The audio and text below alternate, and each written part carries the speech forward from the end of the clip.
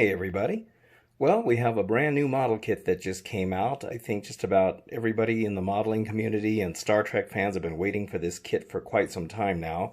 I think it's supposed to come out last year, but it was delayed for a while and it was put on the back burner. But here it is. It's finally here. So it's the brand new kit of the Galileo Shuttlecraft from the original Star Trek TV series, and it's from Polar Lights / Round 2. So, oh man, we've been waiting for this kit for a long time. The last time we had a shuttlecraft kit, I think, was in the 70s, and I put that kit together, but it was like the second or third reissue by the time I got around to it, and that was a terrible kit. It was not accurate at all, and it was small, and it didn't really look all that good. But this thing has been, this is a whole new kit. It's bigger, and it's completely accurate. So let's take a look at the back of the box. So here we can see some of the details of this kit, and it looks really good. First of all, I'm loving that they put the correct curved roof pieces on the side there, where the roof meets the wall, and that was missing on the AMT kit from the 70s, as well as the sloped roof here. See how it's further back here? You know, it's like there's more space between here and here. So that is correct. That's the way it's supposed to look. That was a detail missing on the old AMT kit.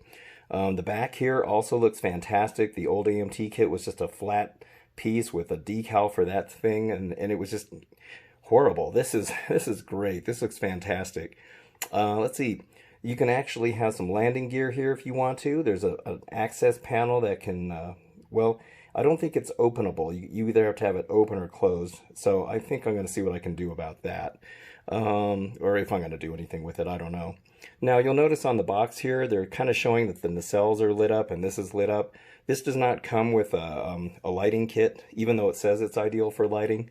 But there's no official lighting kit for this. But I'm sure there's going to be some aftermarket lighting kits for this, or there probably is somebody already working on one. So just know that there's no lighting kit for this.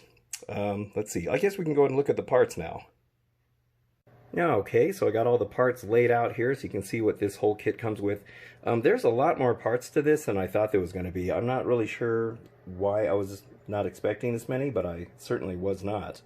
But yeah, this is great. Wow, man, I can't believe how big this kit is. I'm so used to the old AMT kit. I mean, look at the size of this thing. Look at the size of the bottom of it. That's the bottom part. I mean, this is going to be a nice big kit. I think, oh man, this is so cool. There's the roof right there. Those are the struts, by the way, that go underneath where the engine's attached to the body there. That is the back panel there. I'm not sure what these are. I guess I'll figure that out when I get to that point. Here's the nacelles, and these are big too. I'm really surprised at the size of this. This is amazing. There is the side wall parts. That's the side with the door. There's the front with the front windshield area. That's that neat back section there. Let's see. These are the struts for the nacelles. I didn't know those came in 4 pieces, but, you know, it makes sense. Here's the kind of smaller details here, like the end caps that go on the back of the nacelles here. This is the, here, let me get this plastic out of the way. That is the back landing strut right there. That is the access panel for this thing right here. This is that cool access panel that's on the back. You can see Spock working on that in the episode The Galileo 7. Let's see, there's the bottom panel right there. So, oh, there's that door too. So, you can build this in 2 different ways. You can build it in the landed mode or the in-flight mode. So, you know, that's why you get these little landing struts. Now, I personally am going to be building mine in the flight mode because I like the sleek look of the shuttlecraft. I think it's such a cool looking ship. So I don't want all the landing struts and stuff hanging out. I think it kind of takes away from the beauty of it, if you will. And so, I mean, but that's just me. Everybody's going to build theirs differently. But I'm definitely going to make mine in the flight mode. So yeah, this is really cool. Another thing to note is that this kit does not come with an interior. So a lot of people were upset that this kit does not have an interior, unlike the old AMT kit. For me personally, I could not care less that it doesn't come with an interior. I'm actually kind of glad that it doesn't. I'm a lazy builder, so you know, it's just less for me to build as far as I'm concerned. And honestly, it's not like you're really going to see a whole lot through these front windows here. You know, I mean, unless you make it so that you can pull the top of it off from the bottom to see inside, and you know.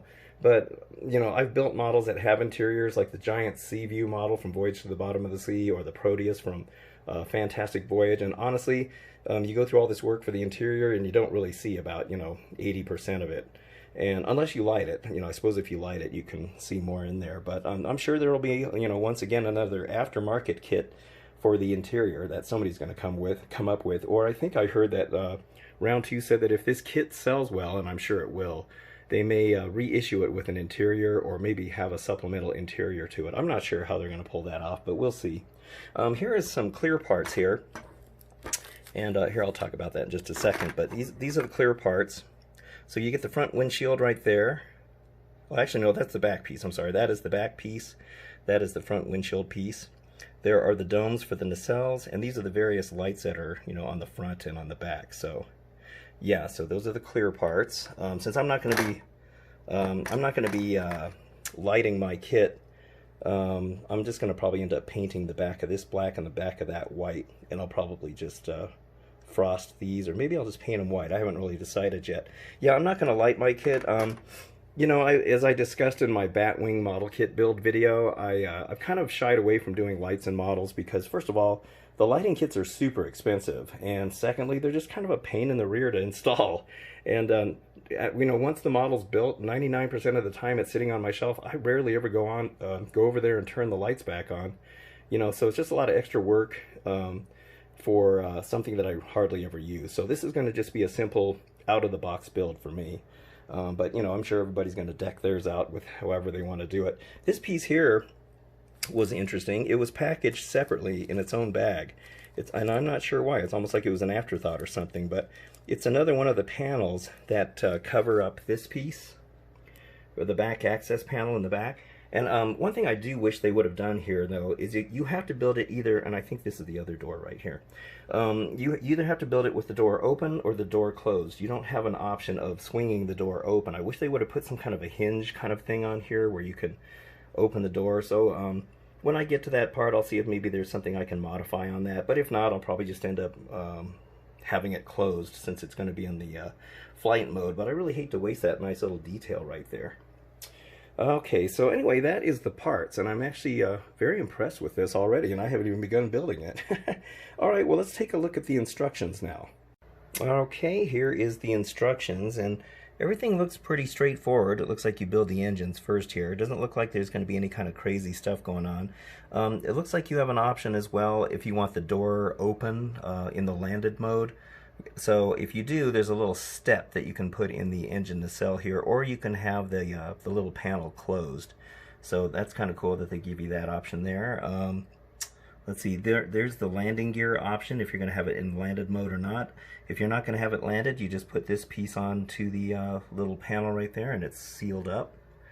Here is the back section, and kind of interesting. See, I'm kind of curious about this piece right here, like what this is, because if you watch the episode the Galileo 7, when Spock is working on this little panel here, it's just a red thing right here. There's no I mean, it looks like it's a clear piece with details, so you would think that maybe it's like an impulse engine or something like that, and that it's red, and that you're supposed to paint it like clear red and maybe have a light behind it or something, even though you didn't see lights in it. And you didn't see lights in the nacelles either. If I watched the original special effects and the new special effects, and the nacelle domes actually don't light up. But I have seen people putting lights in there for, like, white lights, blue lights, and I've even seen people putting the spinning lights in there like the Enterprise engine has. But, to be screen accurate, I guess, you would actually not actually light that. But, it does look cooler with lights. Anyway, yeah, so this part here, I'm not sure what the deal is, because if you watch that episode, it's just a plain red thing on there with a little bit of writing on there. And I think there's actually even a decal that you can put on there. So I'm not really sure what the deal is. I mean, it's like it's got detail for you to see inside, but then you're supposed to cover it up with a decal. So, yeah, I'm not sure what's going on with that. There's that door where you have to have it either open or closed. So that's kind of a shame there. There's the back part that you put together. I've always thought that was a cool section of the ship, the way that looks right there. It's like they're big vents or something. So yeah, they're saying that you have to, when you're putting this part together, you need to, it's almost like you don't want to put the whole thing together yet until you get to this step where you can make sure that everything fits right. So that's going to be tricky. I hate when you have to build boxes like that.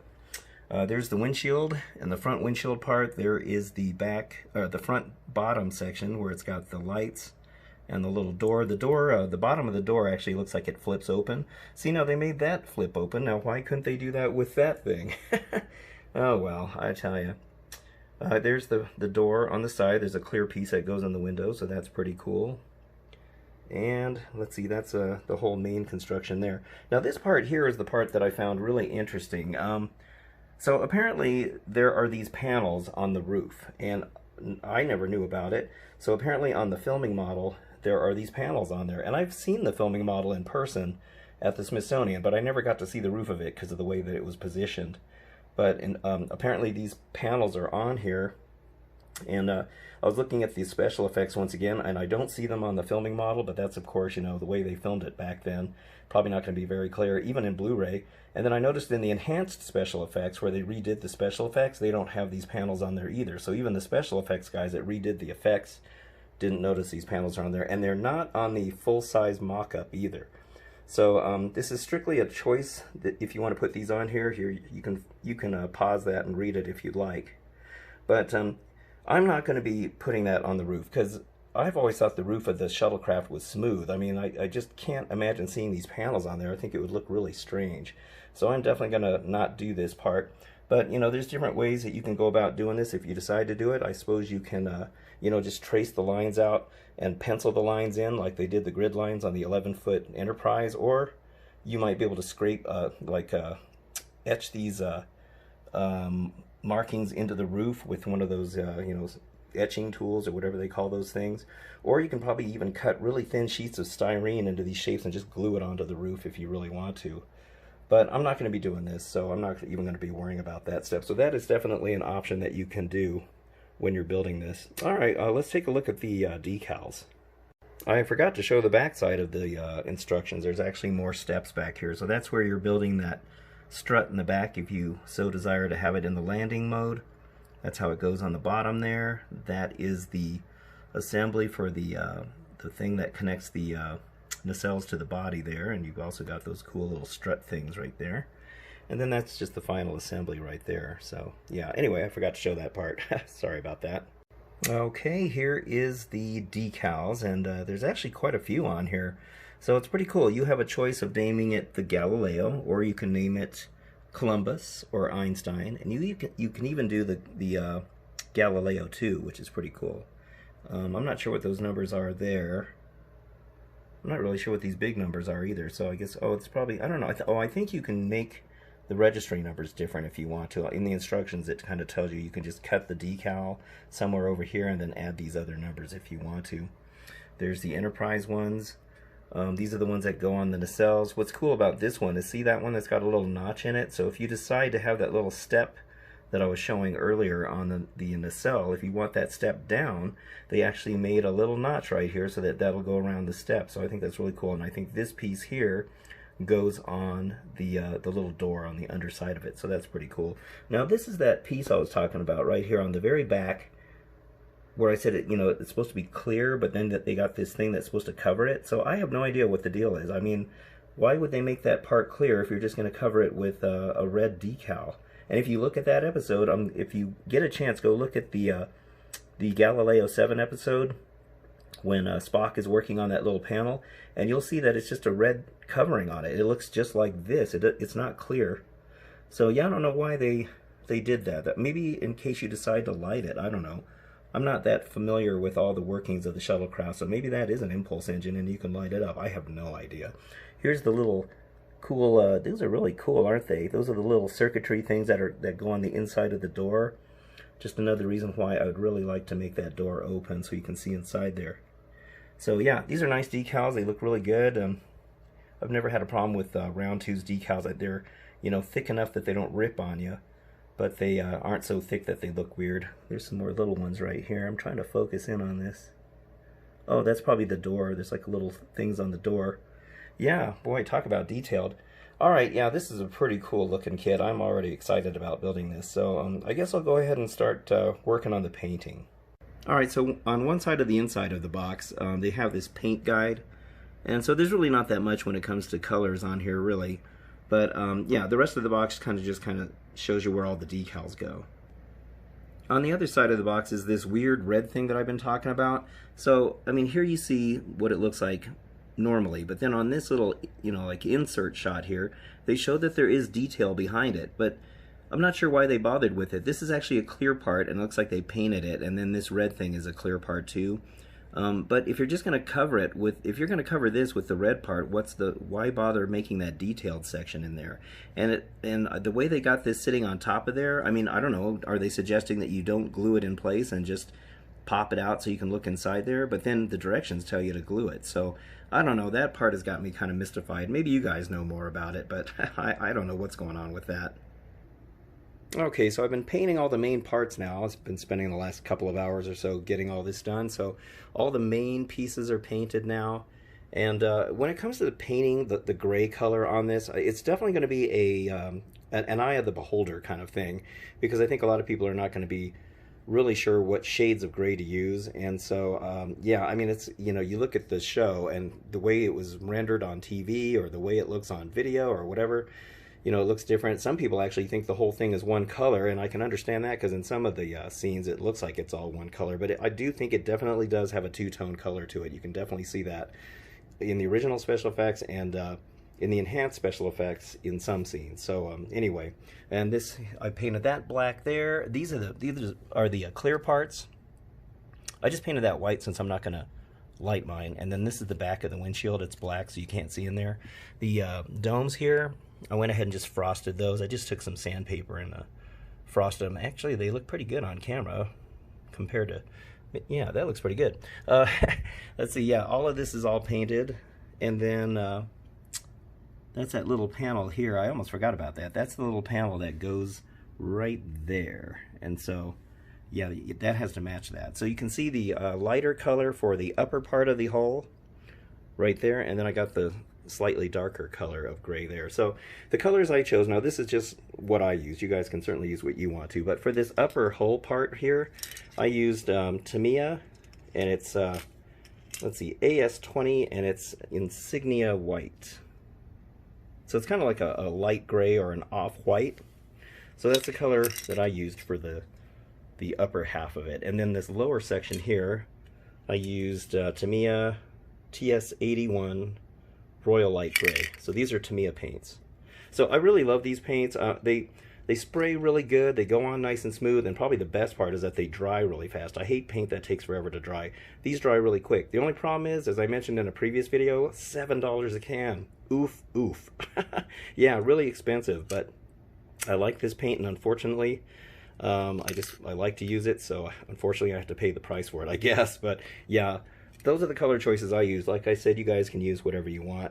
You know, I've seen some models where this looks a little too dark, so I didn't want that to be too dark of a gray. I mean, I definitely wanted it so you could tell the difference of the two-tone look, but I didn't want it to be so contrasting that it looked, you know, overdone. All right, I think I can actually maybe start assembling this now, so that'll be fun. Okay, so I was determined to make this door panel on the back open up. It was driving me nuts. I don't know why they didn't make it so there's a hinged door on here. So you either have to have it closed or open. There's like, you know, no choice to make it open. So what I did is I actually made it so that I can actually open this door. So now let me see if I can do this one-handed. Now I don't have a hinge on it, so it's just going to be kind of loose on here. But now let me get this set up here. Okay, so there we go. So now I have it so that you can open the door. Since there's no hinge, I'm just going to have it loose down there. But now, so there's a strut right here in the middle. Oops, I'm sorry, I got off camera there. Okay, so there's a strut in the middle. If you look at the episode, the Galileo 7, the scene where Spock and McCoy are talking to each other in the back of the ship while Spock is repairing it, you can see there's a strut right there in the center. And what's weird is on that back panel back there, you can actually see there was a hole there. So apparently there was supposed to be a strut piece in there, but I've looked at all the parts and I looked at the instructions and it doesn't show that there's a part that goes up. There's a strut that goes on there. So, you know, I don't know what the deal is. I mean, if you're going to have it in the open position, it should have that strut there. So what I ended up doing, and I've been working on this now for I don't know how long, but so what I did is for the strut, that middle strut right there, I ended up using a piece that I know I'm not going to use, which is on this sprue right here. So I used one of these pieces right here. This is one of the struts for the back landing gear. I think it's the back one. And so since I'm not going to use it, you can see where the other one was right on this side here. So I took that piece and I turned that into this strut. And so that's what I ended up using on there. And then to make this little pivot point right here, so when I close the door, let me see if I can do this. See how the door closes? So now you have to have this little pivot point. You have to actually have that move. So what I did is I cut a piece of paper clip, and it's, you know, a metal paper clip. I heated it up and then melted it through the end of this strut. I melted it through there. And then now that makes a little hinge. I don't know if you can see it. It's hard to focus on this. Maybe I don't have enough light. You can kind of see the piece of metal that's going across there. So that's what works as the pivot point. So I just put that piece of paper clip in some needle nose pliers and heated it up and then poked it through there. And then I Gorilla Glued it down to the lid like that. And then for that part, there, like I said, there was a small hole there. So I just took a small drill bit and actually hand turned the drill bit. And I just kind of I started with a small one and got bigger and bigger until I got the hole big enough that strut can slide through there. And then it'll just now slide through there. So if you look in the back here, okay, sorry, this is so blurry. Okay, so now let me see. Now when I shut this, now you can see how that just sticks out. So see how that's kind of how that works back there. And so because that has that little, it's like a nail head right there, that works perfect for making that close. Now, once this is sealed, I'm not going to be able to open it from the back like this. Oops, pushed too hard. But I'll probably have to use like an X-Acto blade or something to open that up. Not that I'm really going to open this up a whole lot anyway, but at least it now opens. I mean, that's just kind of, I think it should have been an option to be able to have a little hinged door on there. Also, if you look on the interior there, so, you know, there's all kinds of stuff that they put in there, but those tiny decals for the stripes on those pipes, oh my gosh, those things are microscopic. I don't even know, I don't even know how I got them on there, but I did. And then you'll also notice this little black thing up in the corner. There's a little blank area up there. It doesn't have any detail at all, and it was just kind of bugging me. So I just took a piece of an old model kit. It was actually one of BB-8's little panels, and and I just painted it black and put a little silver detail in there. I don't know if you can kind of see it. And so I had a leftover piece, so I just stuck that in there, and so it just needed something. This little access panel isn't 100% accurate, because if you watch the Galileo 7 episode, it doesn't look exactly like what you see on screen. But anyway, alright, so, oh man, that was my modification for this kit. There's always something you gotta modify, it never fails. Alright, now I can finally get back to building this thing. Okay, so pardon the mess here. I mean, look at this mess. Modeling is messy business. Anyway, so I've gotten quite a bit done now. I was going to document the inside when I was building it, and then I got so carried away I kind of forgot to do it. So, I mean, trust me, there's not much to see inside. It's just a hollow box, really.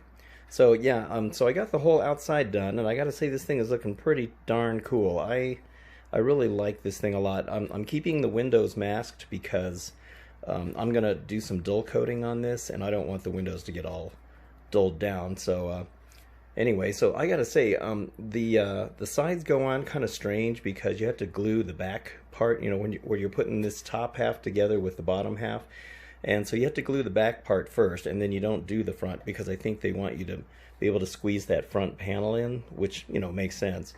But yeah, so, and I love this roof because I love how it's accurate compared to the old kit. Yeah, here's the other side here now with the door. You know, it's funny, every time I think I'm done painting, I find that there's something else that I forgot to do, you know, or paint. So if you can see the bottom here, now you know how it's like a darker color? Well, when I was painting this door panel right here, the bottom one anyway, I forgot that only one portion of it, this part here, is the same color as this. The other part is the lower part. So I had to mask off this top section so that I could paint that lower section. So, you know, it just seems like as you're building this, you keep finding things that you didn't quite paint right. Another thing I goofed up on is on the bottom here. This whole big section right here, I painted it the lighter color, and I'm not sure why. I'm not sure why I did that. I mean, I knew it was the bottom, so I had to repaint all that. And then here's the back. Now this back section, I gotta tell you, this gave me kind of a lot of grief. It's really difficult to get this section in here and get it straight.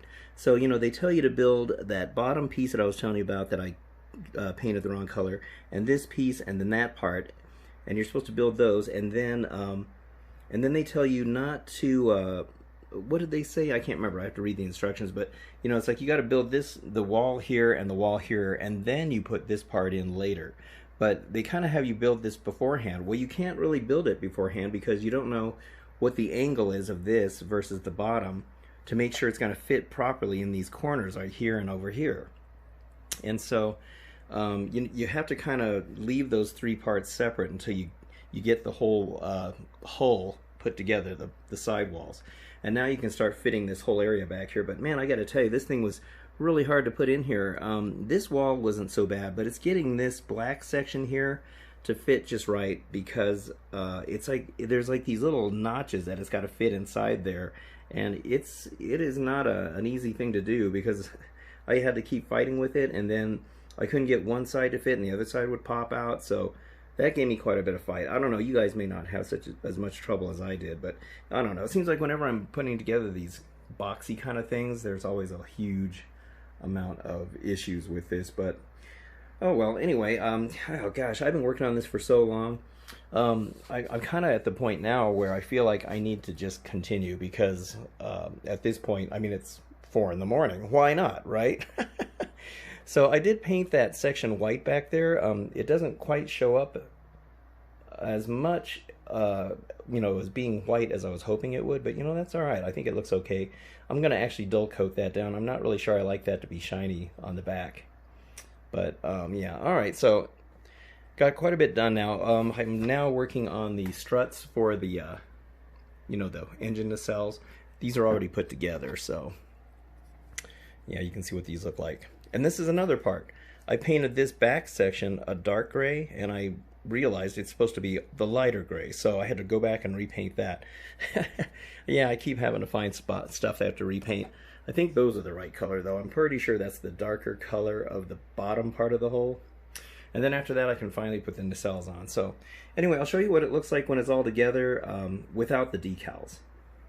Okay, I got all the assembly done as far as I can tell. I've been doing some touch-ups on there. I think there's probably maybe some more touch-ups that need to be done. I'm not really sure, but actually this is a pretty cool model. Now I just got to put some decals on here because this is looking a little bare without the decals.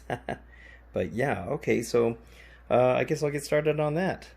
Okay, so I'm getting ready to put the decals on, and I start on the very first one, and lo and behold, round 2 screwed up. They screwed up on the instructions. So on the box here, it tells you where all the decals go. So the one on this side, which is the side I'm working on, so this one here is decal number 7. But when I cut number 7 out, I started putting it on, and then I realized, that's where 7 was right there, that it's the wrong decal. It's supposed to be number 6. Is that what that is right there? Yeah, it's 6 right there. So if this is the one that's supposed to go on the nacelle. So I have already put that decal on. It had already dried. I had to scrape it off, and that decal was a waste. So thank goodness they give you this one number here, this number 10. It's got the little notch. Oh, actually, no, that's 7A. So it's got the little notch in it that I showed you earlier where the stair goes on the other nacelle. So thankfully, I can use the correct one on the side that I was working on. And then this one, I can use on the other side. And then that red piece right there, number 76 or 78, whatever that is. I can use that to cover the notch because I did not build mine with the step out. So yeah, I can't believe they did that. So that was bad. That was really bad. So yeah, I'm really glad I started with that spot on this part right here. So if you are building this kit, do not put number 7 on there. 7 does not go on that spot. That is wrong. Okay, well anyway, just thought I'd let you guys know. Okay, I'm all done, and I gotta say, this is an amazing model. I mean, this is so cool. We have not had a decent shuttlecraft model, well, ever, really. I mean, we had the one in the 70s, but that was nothing compared to what this is. This is just, I mean, the details are amazing. I mean, obviously a lot of research went into this to make everything right, and it just looks amazing. So, yeah, the build itself, you know, I'd say it was a little wonky in some parts. I mean, this back section back here, the way it, I don't know, I wish they would have done it a little bit better. I really had to fight with a lot of this, but somehow it went together. I mean, I'm glad. Yeah, if you choose to light this, you most certainly can, you know, making the engines light up and that back section light up. But, you know, no interior, so there is no interior. It's a $50 set, so some people said it was kind of a lot of money for a kit that doesn't have an interior. But like I said, I don't really care about the interior. I think this, you know, the ship itself speaks for itself. I mean, it's just a beautiful design. You know, and ships back then, when they were doing Star Trek, you know, didn't have all the crazy greeblies and stuff all over them like, you know, ships do now. It was just a very simple yet artistic looking design, and these are really cool. So, yeah, man, I can't say enough about this kit. It's great. And it's 11 inches long. It's huge. Oh, one thing I didn't like about it, though, here, let me show you what I mean. So, on the bottom, near the back, I mean, here you can see this. So, if you decide not to use the back strut, you know, the landing strut, they kind of have these holes that are just kind of left here, and I'm not really sure why they didn't have some kind of a cap or a cover to put on there. So I don't know. I mean, not like you're really going to look at the bottom all that much anyway. But you know, I suppose you can always just cut some pieces of styrene and paint it the same color and glue them in place. I probably should actually do that. But you know, it's not a big deal. I mean, I'm not gonna you know, look at the bottom a lot. But some of these decals are super, super tiny. I mean, you got these little words over here on the side. You got the little push button. It says push. And then also the crazy, oh, there's a bunch of little ones. There's that red thing I was talking about earlier. So I just did the decal. That's the way it looks on the show. So that's what I left it as. And that's that panel. I don't know if I can open it with my nail or not. But you saw what I did with this modification, so I'm really glad I was able to make this open. I just really wish that the kit would have come with this. I'm not really sure why they didn't do that. Well, I can't get it open.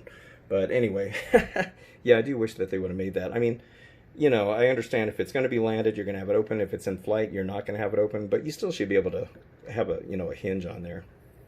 But yeah, not really too many complaints about it. You know, I'm kind of spoiled by Bondi kits. Those kits go together so flawlessly and easy, and they're so well engineered that when you go back to building a kit from another company, you almost kind of think to yourself, man, why can't these guys do it the way Bondi does? So, but all right, well, anyway, that's it for this build. I hope you enjoyed it. If you are on the fence about getting this set, I would say get it. If you're a big Star Trek fan and you like the Shuttlecraft, I mean, who knows when we'll ever get another one, but really, I don't think we need another one. This is about the best as you can get, so I love it. All right, well, anyway, if you enjoyed the video, give a like and subscribe. I appreciate all of you watching, and I'll see you on the next one. Thanks again, and have a good one.